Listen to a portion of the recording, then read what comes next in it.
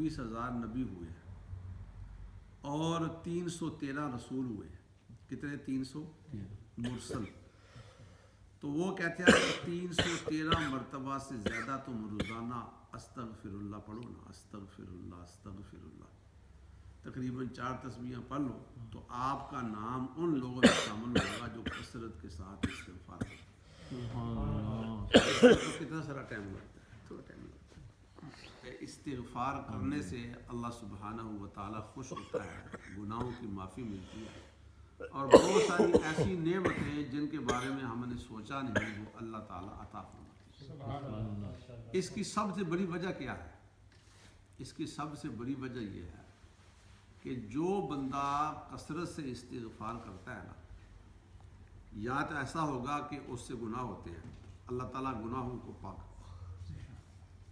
یا ایسا ہوگا کہ جس سے گناہ نہیں ہوتے لیکن ہوتے ہیں، تھوڑے ہوتے ہیں، تو وہ تھوڑے تو معاف ہو جائیں گے.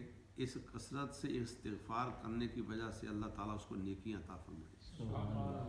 تو کوئی ایسا آدمی ہوگا کہ وہ بڑے بڑے گناہ نہیں کرتا، گناہوں سے پاک رہتا ہے، نیک بندہ ہے، تو اس کا نیکیوں والا پلڑا جو ہے وہ بھاری رہتا ہے. اور سب سے بڑی بات جو بندہ کثرت سے استغفار کرتا ہے، اس استغفار کرنے کا مطلب یہ ہے کہ بندہ اپنے آپ کو اللہ تعالیٰ کے سامنے سراؤنڈ کر سکتا ہے.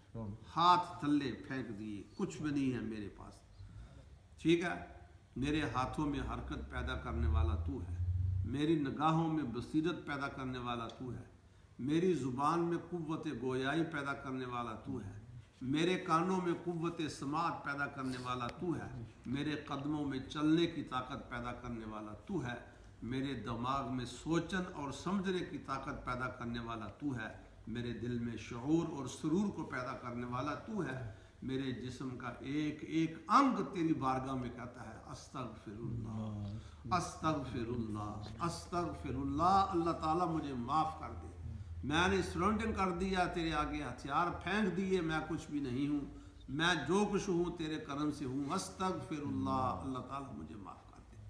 تو جو بندہ ہتھیار پھینک کے سب کچھ پھینک کر اللہ تعالیٰ کا ہو جائے اور اللہ سے ہر وقت معافی مانگے، اللہ تعالیٰ نظر رحمت اور نظر عنایت سے اس بندے کی طرف دیکھتے ہیں. اس لیے کثرت سے استغفار کرنی چاہیے. میں نے کل بھی کہا تھا وظیفہ بناؤ، اور وظیفہ ایسا بناؤ کہ پوری زندگی جو ہے جب تک سانس ہے اس جسم میں وہ وظیفہ نہیں جانا چاہیے، پھر اس کا فائدہ ہوتا ہے. ہاں یہ نہیں پہ کدی پڑھ لیا تو کدی نہیں پڑھیا، وہ کہڑا کام ہے اساں کہڑی فیکٹریاں چلانے پہ بہ کے سارے کو ٹائم کوئی نہیں ہے.